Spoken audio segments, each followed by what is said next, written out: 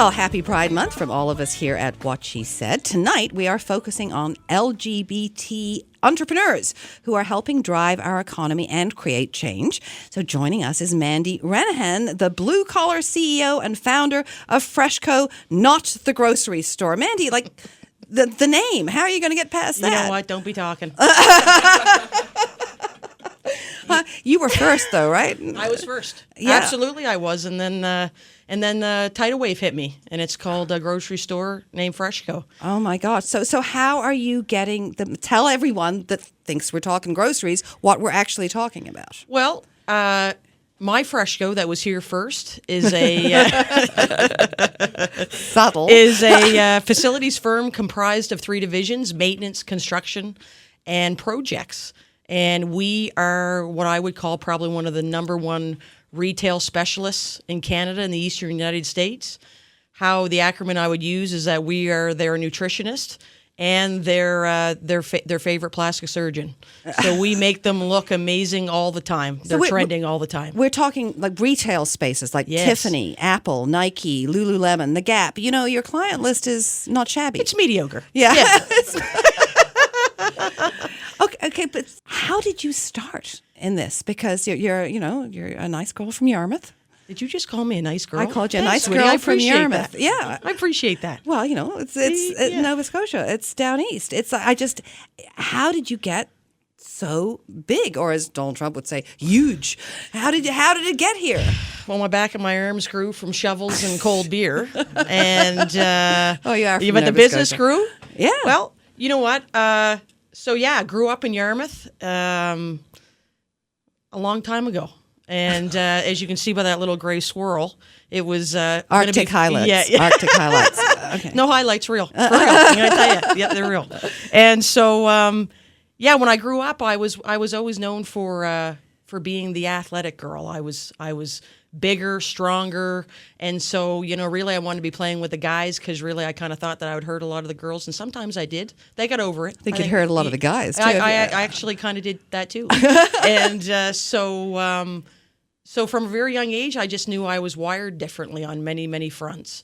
And so I used my inherited genetic blossoming of sports to lure people in that I wanted to build log cabins in the woods, catch fish to give to the fishermen. So I started businesses when I was very, very young.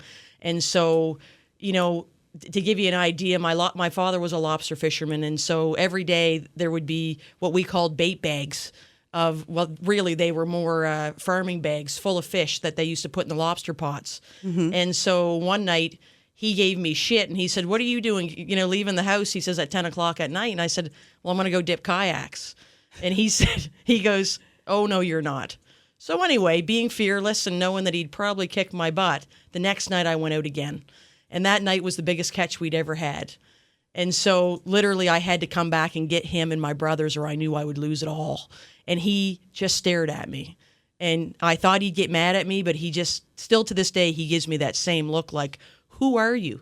And did you come for me?" I think he did. Now he brags about it, actually. Well, I'd say, you are one of the country's top business people. And Stats Canada indicates that more than 140,000 businesses are LGBT owned with an annual buying power of $90 billion. That is incredibly impressive. I don't think people realize how many owners in that community are impacting us overall. Well, I think that as a whole, I don't think that, a lot of, people that are gay, transgender, really put a flag on the outside of their building saying, "Hey, I'm gay, I'm this."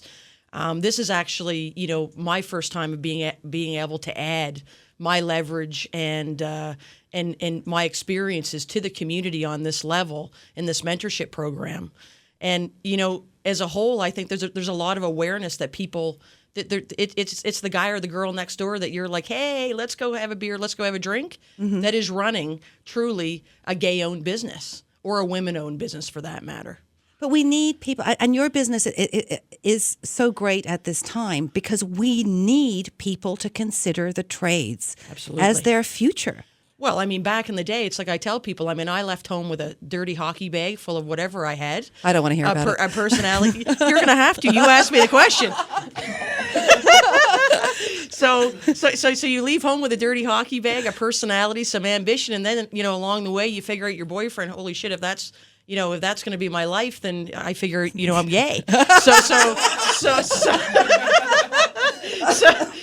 So then you look at it and you go, hey, if this is my resume, wow, like this is going to rock the world. So that's what I left home with at 17 years old. And so, coming from being the basically the fish broker on the street and building log homes in the woods and getting the guys involved and saying, listen, if you want me to play on your team, you're going to have to show up. That was all really, truly, knowing from like a young age, obviously other than sexuality, being completely different, motivated and wired on a level that most people aren't. No, so now next week, from that dirty hockey bag to being a featured keynote speaker at the Global LGBT Summit of the Americas, a Pan-American business summit. Tell us about that. Well, I think that, what's happened, for me, is that I am in a very unconventional industry right now that's getting a lot of press. And, and I'm kind of quiet. I don't know if you noticed, I don't say much. Genteel. And so, kind of a, damper personality.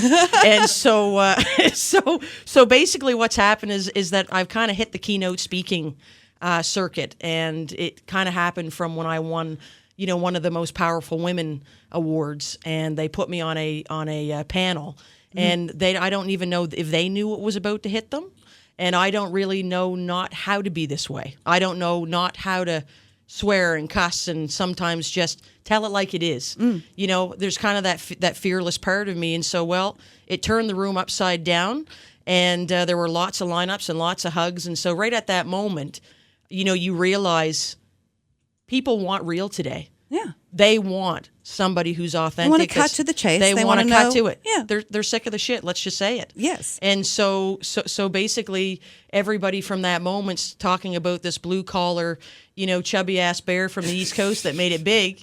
And so, and they're saying, hey, I want to motivate my staff like that. That's what I want to do. And so they came to me and said, hey, we know that you're a gay business owner. Let's do this. So what is your key message to young people, to the youth?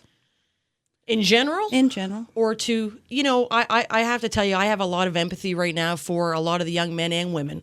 I'm definitely, if anybody that knows me, I'm definitely about individuality. For me, if you've got a personality, a smile, and some ambition, I can make you into something amazing. I can make you a star. Yeah, something like that. How come, star with a beer stout on the end of it? Yeah. No, we really, for me, because I left home with nothing, I really look at the depths of people that aren't on a resume. So when they come in, I understand their energy, I see it. And that's pretty much how I allow myself to pick who's going to be part of this Freshco team, and what part can they be part of? Okay, now there's still some tickets available for the summit. You can go online to cglcc.ca.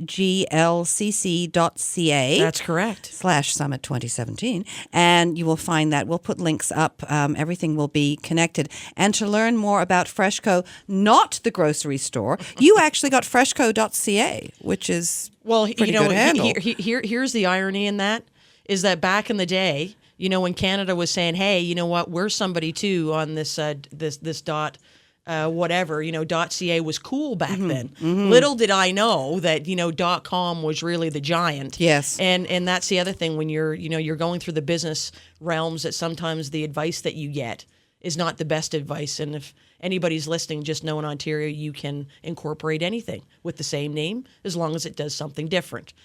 Real kick in the head, but my eyes are open, and I'm you're ready surviving. to go again. I am surviving, and you're surviving. And it's been an absolute pleasure to have you in. And you can follow Mandy Rennehan on Twitter and Freshco_Inc. on Instagram. Beautiful. Thanks for coming in. Always a pleasure. This is What She Said. Stay with us.